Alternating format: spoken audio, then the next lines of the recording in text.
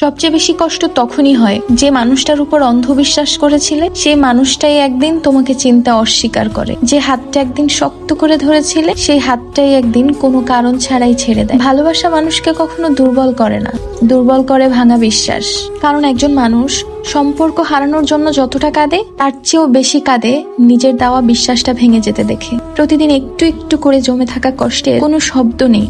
কেউ দেখে না রাতের নির্ঘুম সময়গুলো, বালিশে লুকিয়ে রাখা চোখের পানি, কিংবা হাসি মুখে আড়ালে লুকিয়ে থাকা ভাঙা মনটা। মানুষ ভাবে সব ঠিক হয়ে গেছে, অথচ ভিতরে ভিতরে একটা মানুষ প্রতিদিন একটু একটু করে নিঃশেষ হয়ে যায়। কিছু মানুষ নিজের স্বার্থের জন্য, আরো ভালো কিছু পাওয়ার আশায় এমন একজনকে ছেড়ে যায় তাকে যে নিঃস্বার্থভাবে ভালোবেসেছিল।